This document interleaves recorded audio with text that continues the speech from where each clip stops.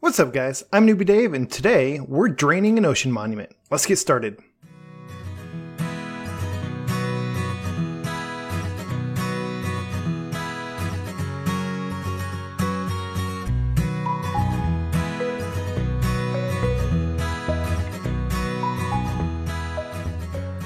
So what's going on everybody? A couple weeks ago I did the ocean monument raid where we went and fought the elder guardians in an ocean monument, and we explored the thing and found the sponges and the gold and got lots of nice new blocks that are all up here.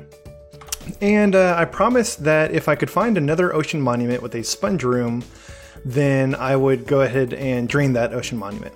Well, the bad news is I did not find another ocean monument with a sponge room. The good news is I found two more ocean monuments with sponge rooms, and one of them actually had two sponge rooms. And so I have two full stacks of sponges, which is going to make draining an ocean monument so much easier because I'll be able to get a lot more water drained without having to go dry out the wet sponges. And so, yeah, I think we're going to do this. I'm a little bit nervous because I've never drained an ocean monument before, and the videos that I've watched of people doing it looks like it takes a very, very long time. But I have kind of done a lot of prepping over the past couple weeks, and I got lots and lots of dark prismarine. A lot of this came from just kind of stripping down some of the other ocean monuments, which, by the way, those ocean monuments that I found, if you are playing along at home, are over there way to the left. Hey, I just noticed my map kind of looks like Africa. They're the ones way over there on the left side of the map, so due west of me there's two ocean monuments that are actually really close together. But the one that I'm going to be going to is the one that I originally found, which is a lot closer. It's just a little way south of here, and so that's the one that I'm going to be draining. Now to do this, I am going to be bringing lots and lots of sand. I've got two full shulker boxes of sand. That is, let me do the quick math, 54 stacks of sand. And I'm also going to bring 3 full shulker boxes of glass. I'm going to be using glass to enclose this thing. You can use sand if you want. I've seen that's kind of a common tactic for this, but I want to go with glass. And then I'll be using the sand to actually do the draining, which I'll explain when I get to that point why you want to use sand for that. And then everything over here in this cyan shulker box, the dark prismarine is also going to be part of the build. And then I've got a couple of flowers for dyes because I want to dye the glass I'm going to be using. And I'm going to start out with furnaces to dry out the sponges. And if that ends up taking too long, then I'll just hop into the nether and dry it out there instead. So I think with that we are good to go. Eventually, once I get this thing dried out and drained, then I'm probably going to start building a new base over there because it's a whole big structure with nothing going on in it. And it's like, what's the point of draining it out if you just say, okay, that's good, see ya. So I'll probably end up setting up a new base inside of this ocean monument, and I will go ahead and say that it is my intent to build a guardian farm.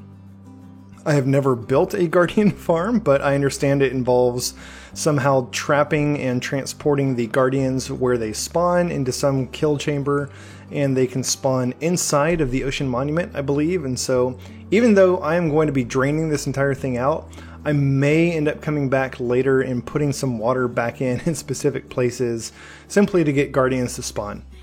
If that ends up being too cumbersome and too much of an issue with the whole rest of the thing being drained, then maybe I'll go do that at one of the other two ocean monuments. So to get started, I'm going to swim down here and set up a conduit so that we've got our underwater breathing, our night vision, our haste, all that good stuff going for us. And I think I will set it up. Oh, hello guardians. I'm going to set it up right here, kind of at the entrance to the ocean monument, and I think that should provide enough range for everything that I'm going to be doing around it. So there we go, our conduit set up. Next thing I'm going to do is I'm going to come through and repair all of these broken out pieces on the outside of this ocean monument that I broke to get in when I was looking for the Elder Guardians, when I was looking for the sponge room, because I need this thing to be intact so that we can drain it, and because I want it to look nice. This is going to be a new base. It needs to be nice. So I got hit with the trident, and I'm like, wait a minute, Guardians don't throw tridents. What is going on? And there's a drown over here who thinks he can match me one-on-one. Come on, son. Man, I really did a number on this thing. There are holes all over the place. Some little holes, some big holes. This is going to be a little bit of effort filling this whole thing in.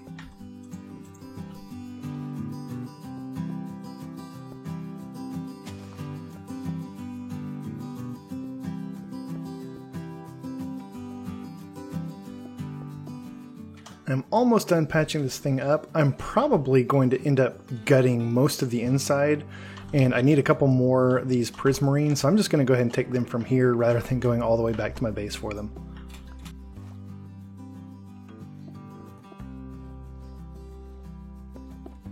Man, I really did a number to the underside of this. There's little holes here and there. I must have done that when I was inside and just starting to kind of go crazy with my pickaxe, just busting through walls trying to find that sponge room. Okay, I think that should do it. I have patched up all of the holes that I could find, and I'm sure I will find some more as I start to drain this, but I think that's good for now. So what I'm going to do next is I'm going to break another hole in the top and immediately patch it right up behind me. And I'm actually going to start inside of this thing. Rather than building some sort of superstructure around it and draining out all the water around the temple, I am going to try to drain out the inside first, because it is my hope that if I can drain out the inside, or at least much of the inside, then I can set up some sort of little base to work in and not have to like go all the way up to the surface to get back to my bed or my furnaces or nether portal or something. Hopefully all that will be inside.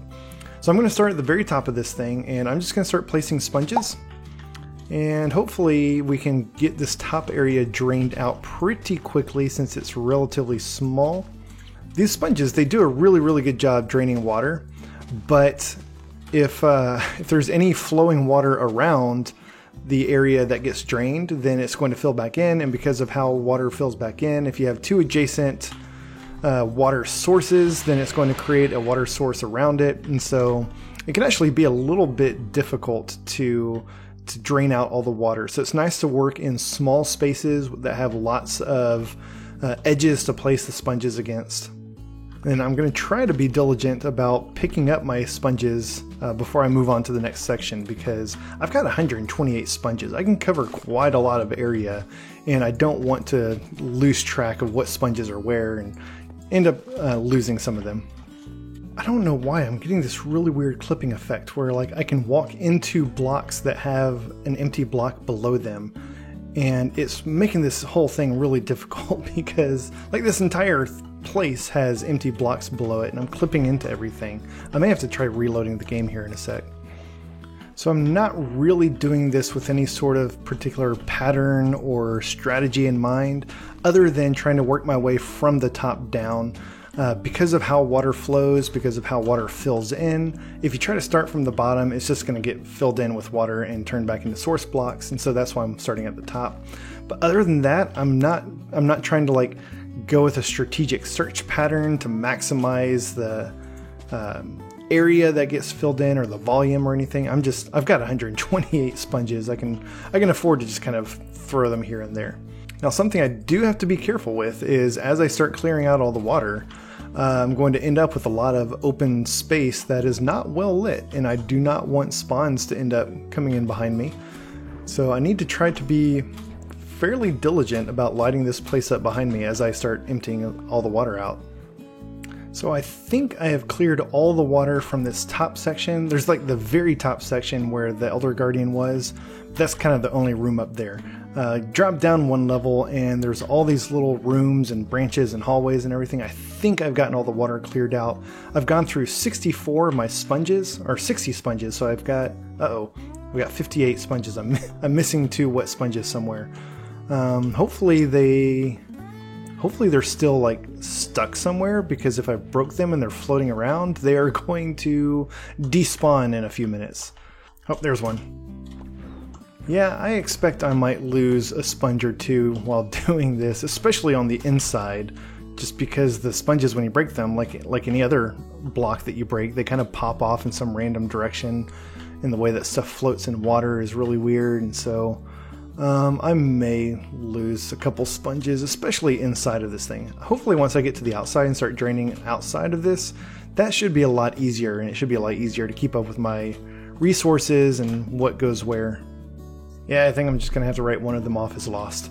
So what I want to do now is I'm going to go ahead and break down some of this area, because it's been very difficult navigating up here with all the different rooms and branches and everything. So I want to kind of open this up so it's nice and big and visible.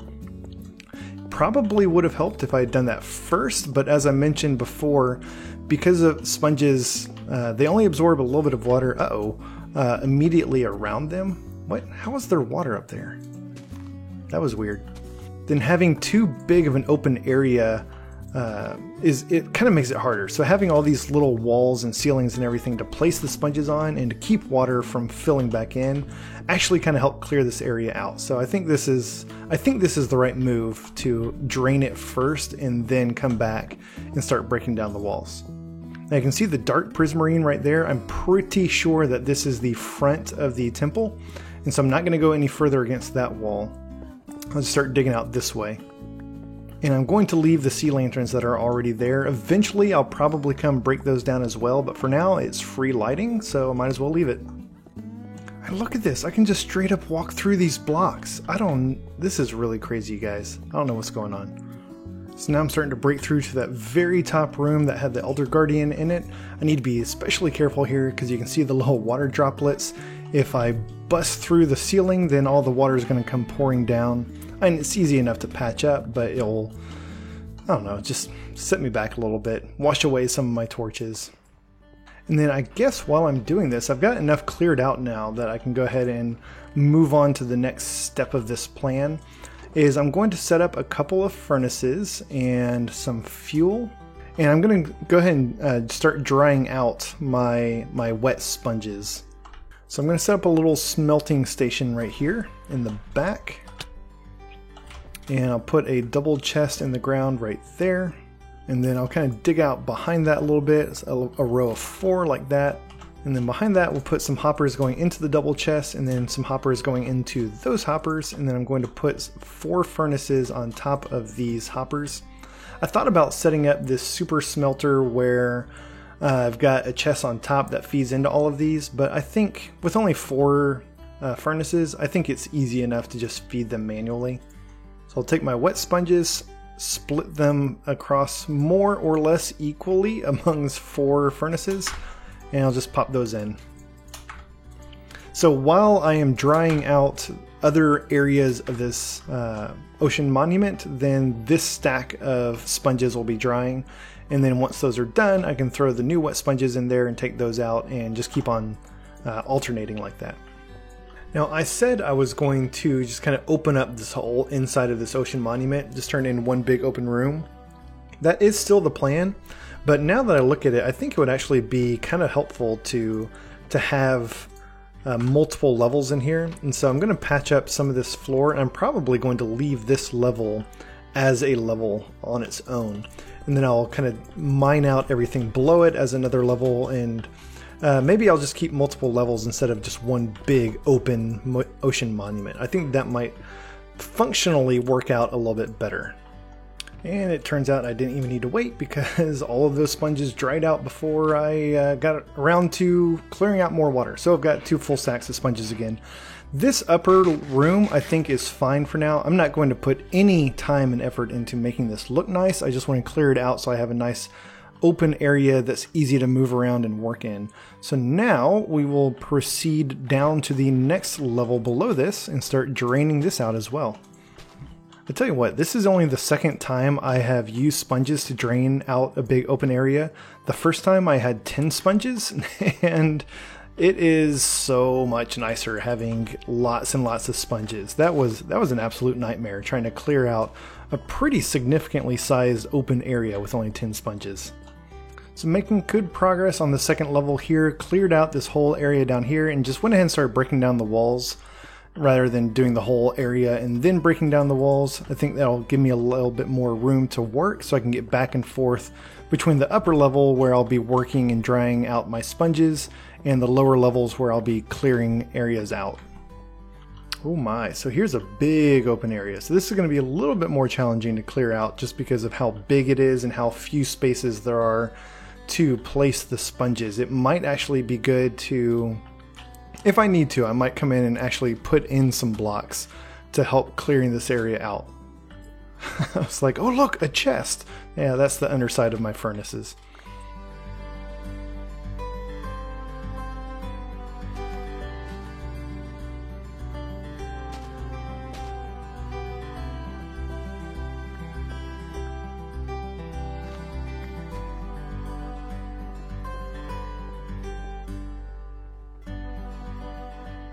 So there is the upper section of one of the side wings drained out.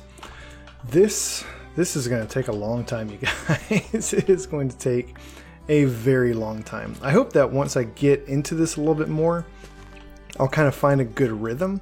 I think I'm starting to develop one. I'm getting a little bit better at figuring out where to place the sponges to remove the water efficiently without having it just immediately fill back in behind me.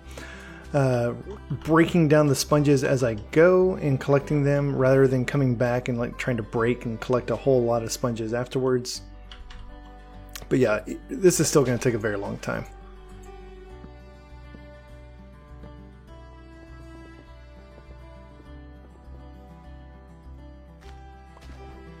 Okay, so I think I've got a pretty good flow down at this point. I found a good balance between placing sponges to clear areas out and then removing blocks. If you clear out too big of an area of blocks first, then it's going to be very hard to dry out with sponges. And so you kind of want to keep some of the walls, some of the ceilings there, just to help confine the flow of water, and then place the sponges to start removing the water. So this is just clearing out the inside of this ocean monument. This is going to take a while, you guys. And so there's not really much more for me to say or explain while doing this. So just to save, to avoid having like, I don't know, 20 gigs of recording that I have to go edit, I'm going to actually stop recording. I will finish clearing out this ocean monument, and then I will come back when I'm done and hopefully finish up the episode. So quick status update, I believe I have fully drained this middle level now, and in doing so I also ended up draining some of the bottom level over here because this was just one big open room and it was kind of impossible to just drain the second level and not drain the whole thing. I did end up erecting some temporary walls to keep the water back in those corners from flowing in. But yeah, this whole middle section is drained, and now it's really just the side wings on the bottom, and I guess this bottom middle section that also needs to be drained. Before I do that, I need to get back to my base because I only have a few torches left, and there's a lot of space that's going to need to be lit up once I clear this whole area out. And I also want to get some more chests because I did not think about this ahead of time for some reason, but by clearing out the entire inside of this ocean monument, I am getting tons and tons of prismarine and dark prismarine and prismarine blocks. And so I need a couple more resources, and I want a quick way to get back and forth to this place anyways. So that's why I brought some obsidian. So I'm going to get my obsidian and I'm going to build a nether portal. For now, I think I'm just going to do it kind of over here out of the way, just like kind of right here. And I'll just build kind of your basic nether portal. I'm not even going to bother with the corners. Hopefully, oh no, this is going to flood. That's okay. Yep, that's fine, that's fine. And so, yeah, we'll light the sucker up. Eventually I'll move this. I do want to have a nether portal in this ocean monument, but I want to put it somewhere that is actually going to look nice and not be like sticking out the top. But this is fine for now. Looking at my map, I'm pretty sure I'm going to link up to an existing nether portal, and yes, I did. It looks like it's the one. It's kind of hard to see because it's down in the bottom right corner of the map. I have a portal that is in the desert. I guess I can go through this and show you guys. And no, okay, this is actually the end portal room. I thought that, okay, yeah, I have my locations wrong. So the portal that I built in the Ocean Monument is linking up to the portal that is linked to my in-portal room. And so I need to build a new portal that will link up to that one. So if I go over this way a little bit and go over this way a little bit in the Nether, then hopefully I can get to pretty much the same place where the Ocean Monument is. And I'll just build a portal there, and then hopefully those will link up together. So we'll build this bad boy, light that up, and this will link back to the Ocean Monument. Yes, it did. That is fantastic. So now I'll take this, I'll go back to my base, I'll get the additional supplies that I need, and then I will come back and drain out the bottom of that Ocean Monument. Alright, so I have almost finished draining this entire Ocean Monument. There's just a little bit left to do on this side over here. I did end up having to construct several temporary walls like this one right here in order to keep the water at bay so it doesn't just flow right back in and fill in all the empty gaps that the sponges create. And it also gives you more places to place the sponges. So that worked out really well. And then I've also had to just come through and put in a bunch of lighting, because as you can see, once the night vision from the conduit wears off, it's actually really, really dark in here. And so it will help once I break down these temporary walls, because I've got a lot of torches along the outside of this thing. But and I also left a bunch of the sea lanterns. So once I remove a lot of the internal walls of this thing, then it should be a lot easier to light up. So almost done. This should be the last of the water in this Ocean Monument, and then I think we can call this thing drained. And I think I only lost 2 sponges. That's basically just from, like, when stuff breaks off in water, it like sinks way down and floats back up, and when you have flowing water like this, then it can get pushed off into some other direction. And so yeah, it's just hard to keep up with all the sponges. And then once you break it, it becomes an item, and items will despawn after 5 minutes if you don't pick them up. And so anything that I may have missed, I just didn't like see it right away. If it lay there for too long, then it's just gone. But you know, having 128 sponges and clearing out this entire Ocean Monument and only losing 2 of them, not too bad. I can live with that. So I'm pretty sure this wall, yeah, so this is one of the temporary walls that I had to construct. Because you can see how big this area is. This is one of the wings where the Elder Guardians would appear, and it's just this massive, massive open area. It's not too tall, but it's very wide, and so if I didn't create this wall, I basically would have had to remove 1 row of water all the way across this entire area and then come back and do the rest. So putting up these temporary walls helps just remove a lot more water a lot more quickly. And ironically, I actually mine a lot faster underwater right now because of the conduit. It gives me haste, and I've got the Aqua Affinity on my helmet, I believe. And so, yeah, it would actually be nice to have a little bit. Actually, hey, look at this. I got a bucket of water. Let me try this. Let me jump in the water to get the haste effect. Oh yeah, look at that. That's nice. I'll just keep doing that. This should last for like 10 to 15 seconds before it wears off. I'll just jump into another bucket of water, do some more mining. Hello, didn't mean to do that. And then yeah, I didn't have any issues drying off the sponges in the furnaces. I think that was a lot faster than hopping out into the Nether. And so I'm glad I set it up that way. Like I said before, I kind of just alternated using 64 sponges while the others dried out, and then when I ran out of sponges, I would go pick up the dry ones and throw the other stack into the furnaces. And so I was never short of dry sponges to use, and I was never sitting there waiting for them to dry out. So that was a really good, easy way to keep a stack of dry sponges at all times.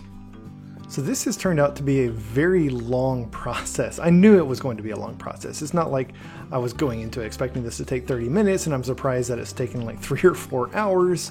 But the reason I bring that up is because I think I'm going to actually go ahead and wrap up this episode pretty soon and come back on the next episode, and I'll build the structure around this Ocean Monument and do some more draining of the ocean outside. And then we'll have our completed drained Ocean Monument. But I don't think I can do both of those in one episode. It's just, this has been so much work. So what I want to do to finish this episode up is go ahead and remove some more of this internal structure in the Ocean Monument, throw in some more torches to light the whole thing up, and just have a nice good open area to start building a base out of inside of this thing. I think if I can get that, then I will consider that a good stopping point, and we can finish up the rest next time. And look at my pickaxe, it's like at 50% durability. I think I had this thing fully healed up before I started this episode. So I've got like a double chest up top full of prismarine blocks and prismarine, dark prismarine, and kelp and all the other stuff that has been dropping while I clear this area out. And it's gotten to the point, I'm picking these items up right now, but it's gotten to the point where I've just ignored a lot of the blocks that have dropped because I'm like, why? I've got more of this stuff that I'm possibly going to use right away. Why do I care if I miss 10 or 12 pieces? So you can see I've kept a lot of the sea lanterns. I took a lot of the sea lanterns when I was here originally, but I've tried to leave as much of this sea lanterns and then the blocks that are supporting the sea lanterns as possible because I really like the way that those look. And even though I'm kind of hollowing this whole thing out, I want to keep some of the Ocean Monument look and feel to this thing. I think Ocean Monuments look amazing, and I don't want to just tear this thing down and replace it with something else. But because I did remove a lot of the sea lanterns and a lot of the supporting columns, I don't know if I'm going to go back and replace some of them, or if I'm just going to leave what I have or remove some of the existing ones so that's a little bit more symmetrical. I don't really know what I want to do with this area yet. Right now I'm just trying to clear it out and get it looking nice and clean. And then maybe in the future when I decide kind of what I want to use this Ocean Monument for, then I might do a little bit more detailing with the lanterns and the design of the interior of this area. While I am finishing this up, let me make a quick announcement. I do have a Teespring store with a lot of really cool merch. I've got some t-shirts and hoodies and stickers and coffee mugs. And coming up soon is going to be Black Friday, which I realize is probably an American holiday, if you even want to call it a holiday. It's just the Friday after Thanksgiving. There's lots and lots of really good sales at different stores.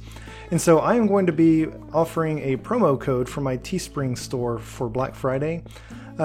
It's not just going to be one day. It'll probably be good for about a week or so, but you'll be able to use that discount to get some really nice discounts on my store if you want to get some shirts or hoodies or something. So be on the lookout for that promo code coming up soon in an upcoming episode. So that's the whole bottom level. This second level is where I'm kind of stuck because this area is a mess. I don't really know what I want to do with it. I think I'm just going to break it down. I don't think I want to fill it all in, and I think having it kind of open to the bottom will actually look pretty cool. So let me just tear this whole thing down, and then I'm just going to leave this column here because that looks really cool. It's a nice little feature to kind of fill in the gap. And then I think even though I've said I'm going to leave the sea lanterns, because those are now just hanging there, I will go ahead and remove those. Now let's take a look at the other side. I think the other side was a little bit cleaner. Yeah, there's basically floor all the way across over here. I think on the front side there may be a little bit more weirdness going on. Oh yeah, I already cleared that out while I was talking earlier. You know, now that I look at it, this middle section is only 3 blocks tall, and this bottom section is also only 3 blocks tall. Both of those are a little bit short. I think I will end up removing this middle floor, and I'll have the bottom level, and then I'm going to keep this top level. I think the top level is very cool. This is probably, oh yeah, I'm going to make this my portal room. So this is going to be the portal room of the Ocean Monument, and maybe I'll also put my workstations and stuff up here. And then this whole middle bottom area, I'm going to remove this middle floor. I'll clean it up. I'll probably extend the columns that have the sea lanterns down to the floor and put some more sea lanterns down there to kind of match. And this will just be one big open Ocean Monument area at the bottom. I think that's going to look really good. So I'll work on that off camera, and then next episode we will go outside the Ocean Monument and we'll build a structure around it to hold the water at bay, and then we'll clear out the whole area using the sponges so that this whole thing is exposed to the air. It's going to look so good when we're done, but it is going to be a whole lot of work. Oh my goodness, are you kidding me? Are you kidding me? What are you doing here? What could you possibly be selling in the middle of the ocean? Get out of here, dude. So that is going to wrap things up for today. Thank you all so much for watching. Hope you enjoyed this episode. This one was a little bit tedious just because it's really doing the same thing all over the structure, just putting out some temporary walls, placing the sponges to drain the water, removing the sponges, removing the temporary walls. But I think this was worth it. I'm really glad I did this. Now look forward to how it's going to look when we finish up next time. Big shout out to my newest patron, the Rabid Donkey. Thank you so much for your support. I really appreciate it. Thank you all for watching. If you enjoyed this episode, please hit that like button, and while you're down there, feel free to subscribe so you'll get notified of future episodes as they come out. Thanks y'all, and have a great day.